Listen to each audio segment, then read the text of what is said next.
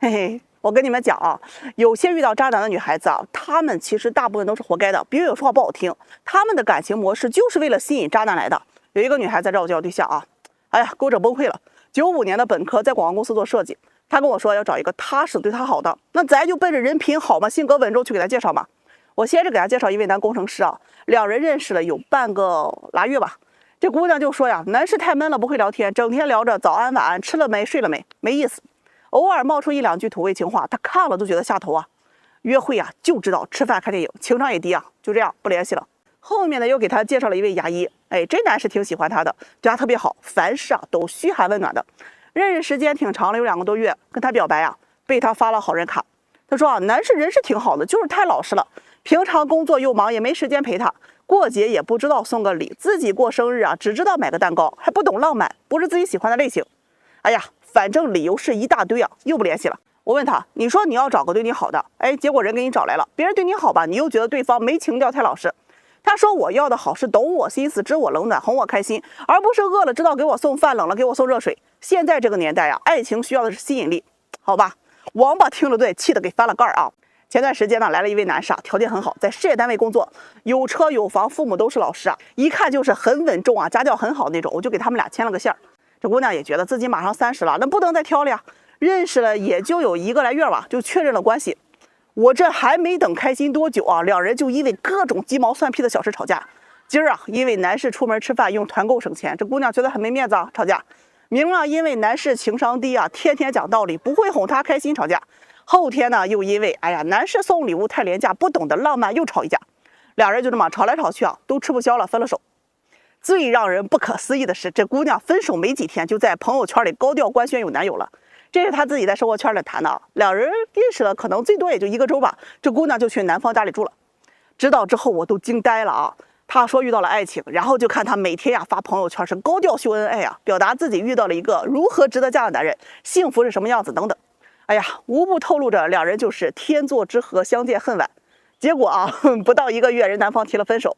分手的理由就是男方嫌他打呼噜，他睡不着。这姑娘还想着呀，哎呀，我得去医院做个手术，要挽留男方。我去劝分呢，说这个男士啊是要短择你的渣男。哎呀，他怼我说你不懂我男朋友，他还倍儿自信啊，说就算他是渣男，也会为了他去改变，变得对他专一，对他好。哎呀，牛逼了，真的，太空就缺你这么个人啊，自己给自己造梦的。劝分说的多了，他就嫌我多管闲事啊，说男方是爱他的，有多么的关心他照顾他。哎呀，气得我还不管了，爱咋咋地吧。这男方后面啊就直接拉黑他断联了，他又来找我介绍对象。真的啊，我死烦这样的，被渣男甩了又想找个老实人接盘，又嫌老实人不懂得哄女人开心，就知道为了房贷省钱攒钱，吵架就跟女人讲道理，不会哄，整天就知道抱怨这些男人情商太低，不爱他们。我跟你们讲，渣男太可怕了，恋爱经验丰富，熟谙女性心理，特别能猜透你的心思，凡事啊都会顺着你宠着你，善于迎合你的情绪，明知道你是错的，他也不会跟你讲道理的，只要哄你开心就行了。他们会用最省钱的方式，轻松能够达到他的目的。反正啊是那些就事论事，愿意跟你讲道理的男人，才是真正想要跟你过一辈子的人，因为想要跟你沟通成长，才会和你讲道理，而不是一味的去迎合你。这结婚选人呢，不要总是去听他说了什么，而是要看他为你们的未来做了什么，他的思路是否有利于你们未来的发展。把卡姿兰大眼睛瞪得大一点吧，增光瓦亮一些，对不对？说的是啊。哎呀，我跟你们讲，如果你相亲了很多年还是单身的，你多少得买个镜子，你得照照自己啊。今天中午有一位男士来找我介绍对象，这事挺有意思啊。他今年32岁，是这个211重点本科，体制公务员。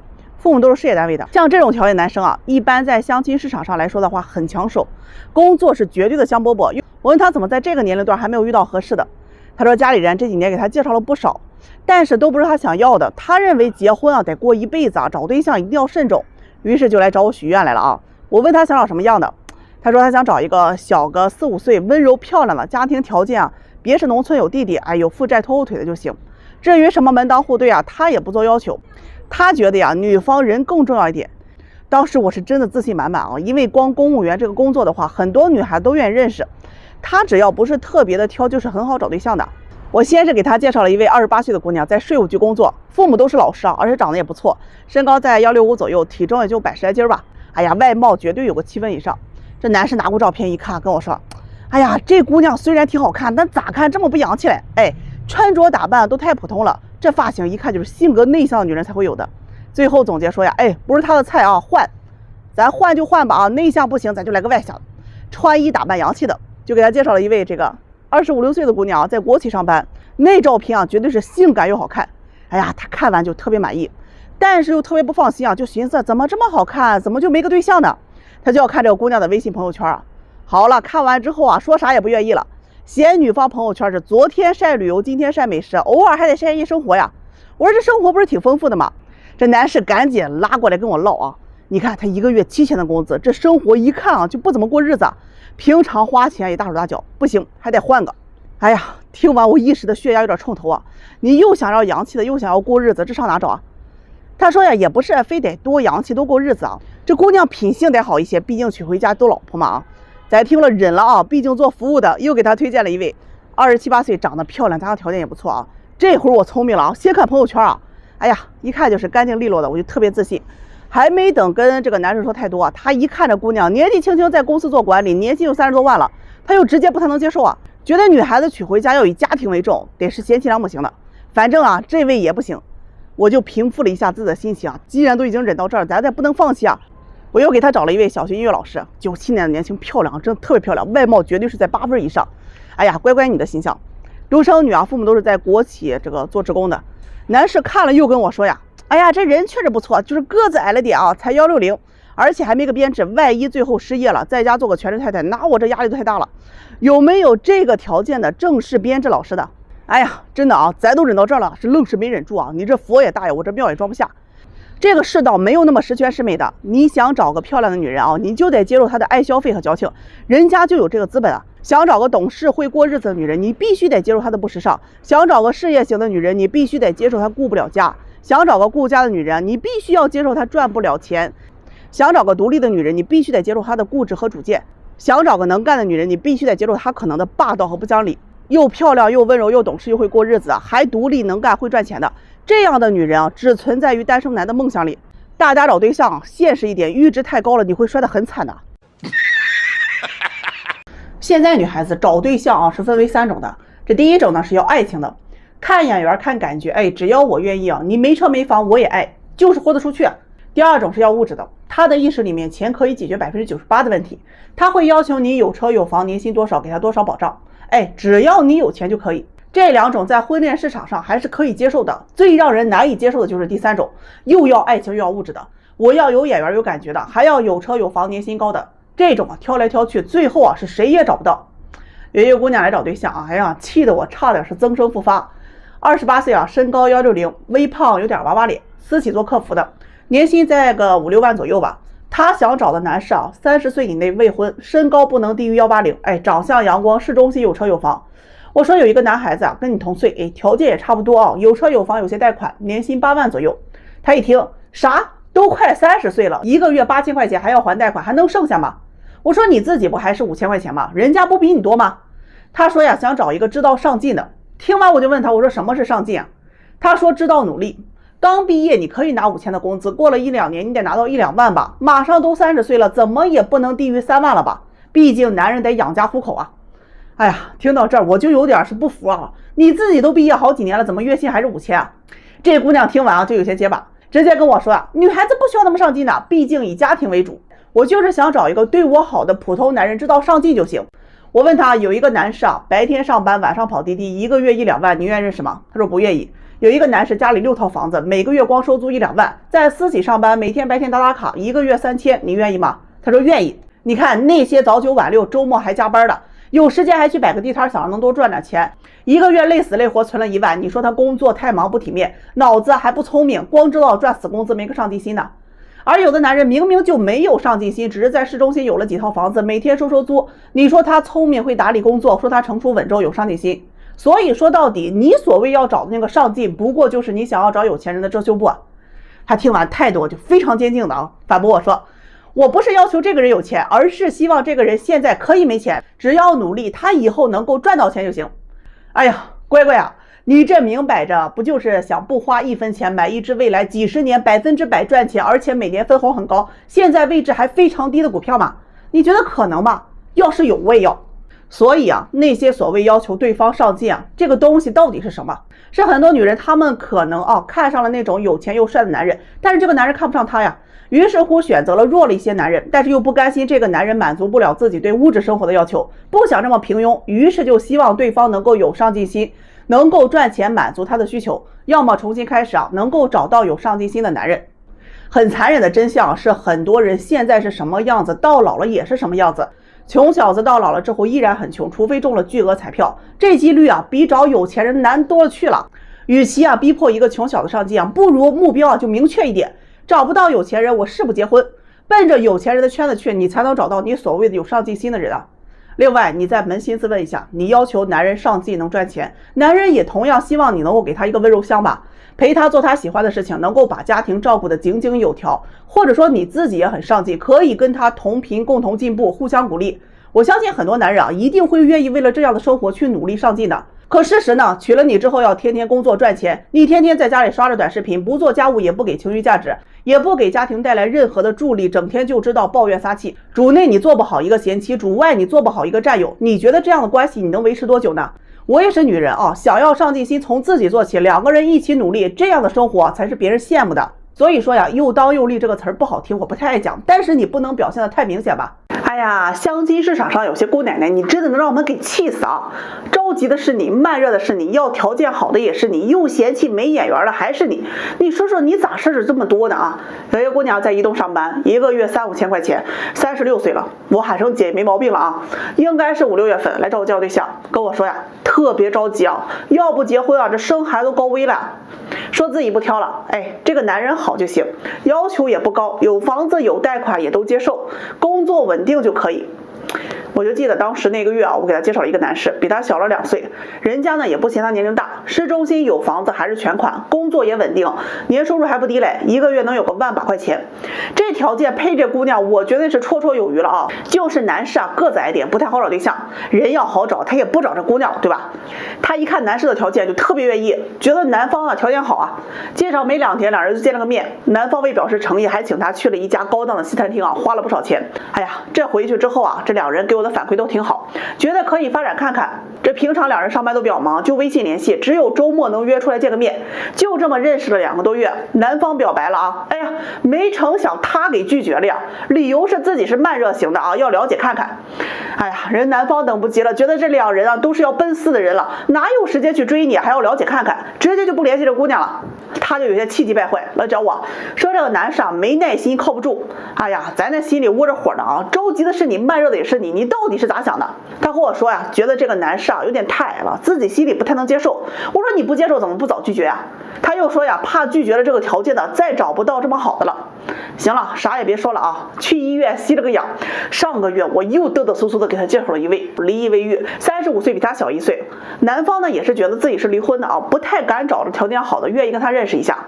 小伙子1.8米几的身高，性格也温和，自己开店也是有车有房，条件真的没得挑。哎呀，这姑奶奶当时听了就很满意结果两人见面之后，这态度又越来越不积极，约他呀总是有忙不完的事。你问他，你给个痛快话，是不是不喜欢男方？他又说男方人还行，挺喜欢。就这么两人认识了有1个多月人男方呢表明了自己的心意，他又给人拒绝了，说再相处看看。人男方慢慢的没了耐心也不联系他了，他又过来找我说男方目的性太强了，太着急了。哎呀，气得我呀！你不是说条件合适的，你闪婚都愿意吗？他说是呀，男方条件虽然可以，但是一想到男方是离婚的，他就接受不了。那一瞬间咱是无话可说了。哎呀，你快去找其他的媒人给问问吧，我这是帮不了你的。他跟我说其他的媒人资源都不好，而且不给他介绍。最后呢，我也是找了个理由把这个事情给推过去了。今天中午又给我打电话了，说家里人又开始催婚了，他又着急了，压力太大了，希望我能再给他找找。最后的最后，我是直接给他拒绝了，真的没法伺候了。很多这相亲的姑奶奶你们能谈就好好谈，不能谈就拉倒。你嘴上说着相亲，想着今天就嫁人，实际上见了那么多了，还是嫌这儿嫌那儿，就是一副冷淡不拒绝不接受的态度。跟你们相亲那过程就像极了孙猴子护送唐僧取经你都不知道你下一个面对的是什么样的妖魔鬼怪。如果你都在这个年龄了还没有成长，那大龄它就是一记暴杀，还不如那些年轻女孩子，虽然幼稚，但人呢胶原蛋白多呀。你们要再这么挑我感觉我都得早点开个养老院，哎呀，组团养老，我瞅着一定能火。我跟你们讲啊，一山不容二虎，哪怕一公和一母，这男女剧堆他事情就多啊。有一个男孩子上午给我打电话啊，我这下班了，跟你们唠唠。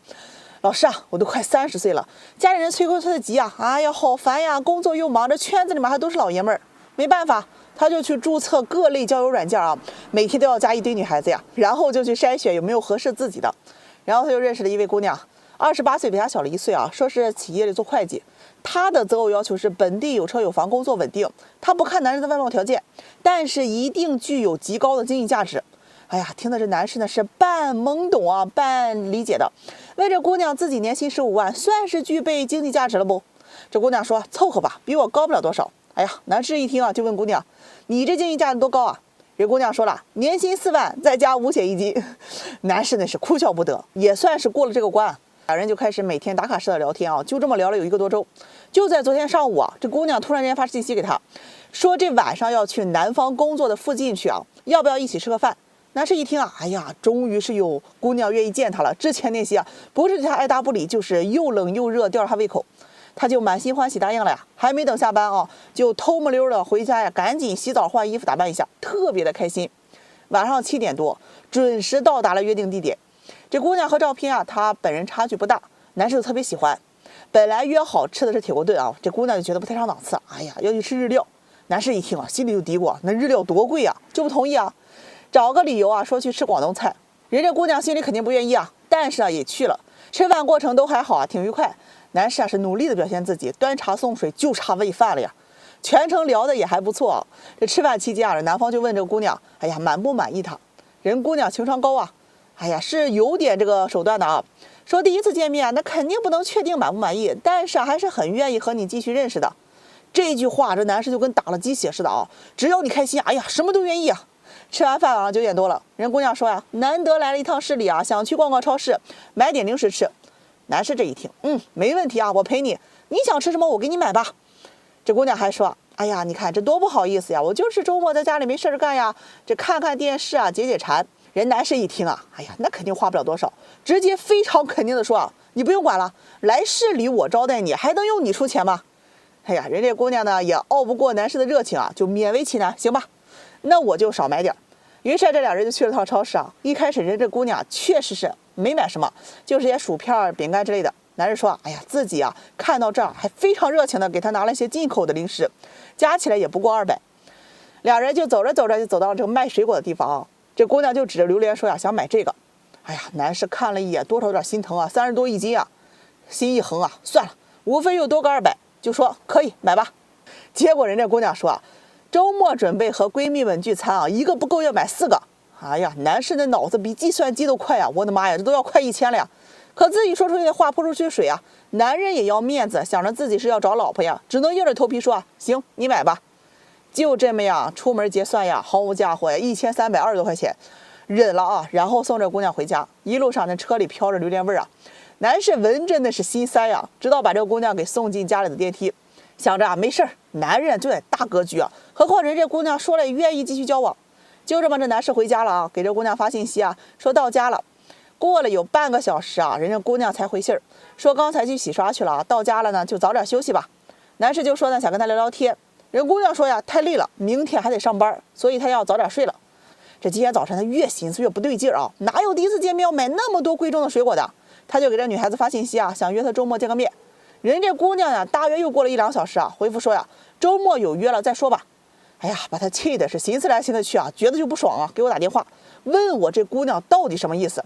哥们儿，什么意思？跟你们说过很多遍了，凡是第一次见面就跟你要这要那的，不拿你们钱当钱的，那都是不喜欢你们。喜欢你的人巴不得就给你买东西，他敢扒你皮吗？只有姿态高位者才肆意的去剥削你啊，因为你是低位者，人家就看不上你。这种网聊来的人，估计一天等着约他的是10个8个呀。那家里人80%啊，那是有个榴莲产业链啊，不用进货了。聪明一点，遇到这种当场拒绝，还有那一上来见面就要口红、红包要礼物的，直接拉黑啊！浪费那感情干什么？1年都舍不得吃个榴莲呀，给那玩意儿买，你想想都不心疼吗？真的是闹心死了，服了。有些女孩子，我真的觉得你挺有意思啊，怨不得我是整天吐槽你们，真的槽点太多了。有一姑娘28岁啊，在银行上班，相了1年了，是这儿不合适那儿不行的。上个月好不容易给她介绍成了一位在事业单位工作的男士啊，人男方个子也高，长得也不错，父母还都是国企退休的，反正呢条件哪他都很满意。哎，男士对他呢也挺有眼缘。认识的过程当中啊，基本都是男士主动啊，每次约他吃饭，他都会推三阻四啊，一番才能答应。你说他不喜欢吧，他自己也说了挺喜欢。认识2个多月了，上个周男士问他，哎呀，国庆啊，要不要趁着放假一起出去自驾游玩2天？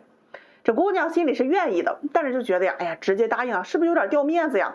怕男士呀觉得他不值钱，就开始特别矜持的说呀，自己国庆节可能还有安排啊，目前还不确定。这过了2天呢，男士又问了他2次，他又说忙还是说不确定。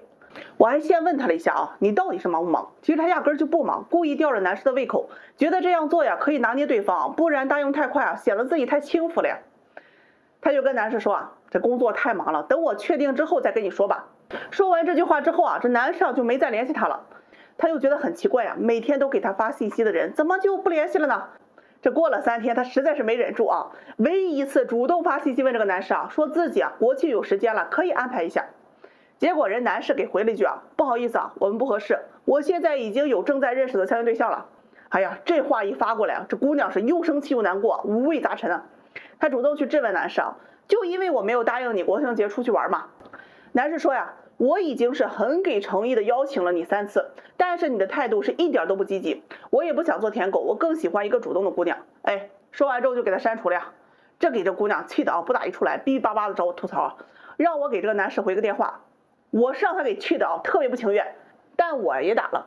人男士说话就很直接，大家都是相亲，觉得合适就主动处看看，每次约都是一大堆理由，谁不想找一个主动一点的对象呢？顺带夸了一下现在的相亲对象，哎呀，对他很是积极主动，态度特别好。当时我电话声挺大，这姑娘听见直接在外面喊呐，我也很积极啊，我都跟你见了多少次了。这男士听了就说呀，每次都是我约你，我请你，你什么时候主动关心过我呀？哪怕有1次，我也不至于不搭理你。这姑娘是越听越委屈，就开始哇哇哭啊。我也挂了电话。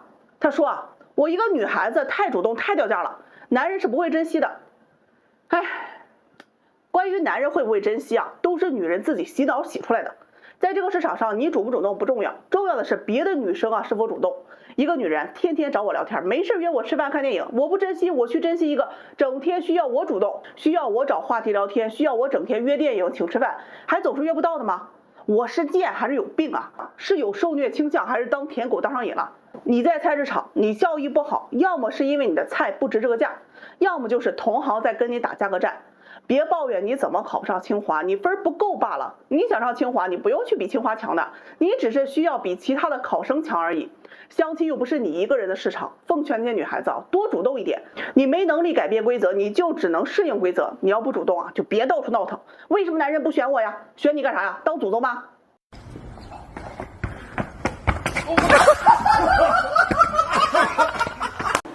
现在婚恋市场上歪风邪气的都是给那些毒鸡汤给灌的。有一位99年的女孩子来找对象啊，私企上班，1年有个3-5万的收入。她的择偶要求就想找一个有稳定工作，1年也能赚个3-5万的，脾气温和的男孩子。这择偶要求啊，算是比较正常的，有没有房子都不重要，知道赚钱攒钱就可以。谁知啊，旁边就有一个老鼠屎啊，88年的2婚女人啊，上来就以教育的口吻说这个姑娘傻呀，这年头嫁一个1年5万的够干啥的，家的都养不起。我要有你这个年龄啊，年薪30万以下，没房没车的我都不考虑的。人姑娘就反驳他说啊，我觉得2人一起努力，什么都会有的。哎呀，你猜这大老娘们说啥啊？我都离过婚了，没钱你都得喝西北风的。听到这我是气不打一处来啊，没钱你自己赚呢。他说我是女人，为啥子要赚钱啊？听到这句话，二话没说，直接给送出去了。许愿找错门了吧你？现在谈恋爱啊，男人要给女人买东西、送礼物、吃大餐、发红包，不做这些的就是不爱她。累了一天呀，回到家里还要哄你，不哄女人就是真难挨啊！稍有意见不合的就是下头男，一边花着男人的钱，一边还理直气壮，生气的时候把男人骂的是狗血淋头啊！男人还不能还嘴，你跟我讲理儿，你就是不对。找对象呀就要高富帅，男人身高低于170啊就是残废。择偶要求一个比一个高，自己身高1.5米，非要找个1.8米的男孩子，自己月薪3000啊，看不上人家月薪2万的。哎呀，这都是被毒鸡汤给灌的。网上的视频，2婚3婚都能嫁给多金的富二代，对他又是洗脚又是做饭，40多岁还能遇到刻骨铭心的爱情啊，送车送房送钱的。你也不想想，这世上哪有那么多好事儿？现实就可能这样吗？那就算是有好事，还能轮到你吗？就是这些毒鸡汤呀，让那些有对象的都开始挑剔自己男朋友不够好，总觉得世界上男人那么多，分了手离了婚还能找到更好的，认为网络上啊炫车炫表画大饼那些男人非常有魅力。本来平淡安逸的生活也被折腾的是鸡飞狗跳的，没对象的就每天活在梦里找对象呢。全国14.1亿的人口，有13.45亿的人口的工资都在5000以下，这就是真相。家里穷的没个镜子，都不知道自己照照自己，要啥啥没有，欠着花呗信用卡的，怎么有脸提这么高的要求啊？可怜有些男人收入不高，只能拼命的对女孩是言听计从，像个舔狗一样讨好自己的女朋友。只要女孩想要就想尽办法去满足。他以为自己做了这么多的牺牲就能够挽留住，谁知人算盘打得可叮当响，你早已成了人家的备胎。更可怕的是，有些女人竟然还玩起来攀比。我闺蜜男朋友给她买了一个2万的包，你必须给我买一个3万的。谁出了20万的彩礼，你不能低于30万。他家的房子500万，你得给我买个800万的。你爱不爱我呀，就得看你舍不舍得给我花钱了。再看看现在电视剧里都演的什么玩意儿啊？有钱多金的霸道总裁爱上了相貌平平、能力还一般的灰姑娘，再引来好几个富家公子哥一起争风吃醋，就是为了能博回姑娘的芳心啊。同样的剧情，换个演员和名字，年年拍天天演。现在的女孩子最爱看这种脑残剧了，看着看着就幻想一堆人能够追着她了。看剧不可怕，怕的是你把自己给当主角了。那些毒鸡汤真的会让人脱离实际，忘了自己到底是几斤几两。这个世界上也根本没有完美的伴侣，有钱的他可能不顾家，浪漫的他可能会花心，老实的他可能会直男。真正聪明的女人知道好的婚姻是2个人相互体谅，齐头并进，想要过好日子就得少听毒鸡汤。下回再有这种唧唧歪歪的王八直接关门给送出去。哎呀，这大放假的让人气得够呛。相亲这个圈里你们别不信就你们认为那些奇葩的都是9牛1毛有一位男士一大早就来找我找对象，说家回不去了，70多岁老妈催婚要急死了。我让他介绍一下自己，结果人家是语出惊人81年的，今年42岁，这个初中还是中专学历未婚无业，主要是靠吃利息生活。我听完我都吓一跳呀。人家里是比较幸运这头些年这拆迁分了600多万，每个月利息都将近1万。自打得了这拆迁款，人找对象都小心翼翼生怕别人惦记他钱。相了好多年一直都没遇这个合适的对象。名下呢有一辆面包车，老家镇上有一套100多平的这个安置房置换的现在租房在城里偶尔打工。我问他你择偶要求什么，人家就说3点：第一，年龄别超过28岁，长得好看；第二，独生女父母有退休；第三勤俭持家，性格温柔。另外他还强调自己是极度的颜控丑的一点都不要。这些年就耽搁在这儿了。我说你现在都40多岁了，你这要求不觉得不切实际吗？他说没觉得呀。人分析起来头头是道。我想生2个孩子，找个大龄剩女肯定不行，找个离婚的那基本都有孩子了，自己那些存款他给别人养了孩子，他也不行啊。哎呀，大哥呀，我的意思是，人年轻姑娘凭啥要跟你他说我有钱呀，存款这么多，这利息都比人上班的多呀。我说你还真别说有个姑娘26岁，长得特别漂亮，性格也很好，但是有要求，你得养她，每个月给她2万的零花钱，还得给她买车买房，你愿意吗？他说你搞笑吧这是不可能的。我娶老婆说白了就是生孩子照顾家里的，把我这当祠堂，给她当祖宗供着吗？我要找的是勤俭持家的。听完我就反问他人家比你小那么多，你还要她貌美如花，勤俭持家，他图你啥呀？图你年龄大，还是图你不洗澡？不就是图你有钱吗？我又问他有一个姑娘年轻漂亮，也愿意跟你结婚，但是就有一点，你不能碰她，你愿意吧？那男士听了火冒三丈真是老有意思了不让我碰，我娶她干啥？对呀，人家年轻又漂亮的姑娘跟你结婚，就是图你钱，图你养她，你还抠不搂手铁公鸡一样，难不成图爱情你是长这样了，还是长这样了？你是长这样大哥，能为了钱嫁给大了快20岁的老男人，这样的年轻女孩基本都是属于那种好吃懒做型的。你又要求她勤俭持家，你自己不觉得矛盾吗？再说能为了你这存款嫁给你的，他不会只要求你有存款的。哎呀，大哥呀，听完之后一顿批现在的这个婚恋风气女的太拜金了。叨叨一顿之后又改口说，也不是不给他花，但是他得温柔听话，和我好好过日子。我一听现在这世道，娶老婆你要求他生儿育女，懂事听话，不现实你养个猫生气还得咬你2口嘞。大哥急了，咋了？我这有钱娶不上老婆了是吧？我说可以，你要是想1毛不拔，那你就找个别人看不上的不想娶的，你选选，要么你就舍得投资找个年轻的，给人城里买个房，或者给个几十万的彩礼，找试试；要不然你还打光棍。现实就是这个样子没法，我说了又不算。大哥气的我找你做啥嘞？啥都不是。听得我也是急了这天都给气黑了。你拿我当庙，你许愿也得切实际一点吧。你这么大年龄了，想找个小姑娘，你得心里有数，这年头谁都得图点啥吧。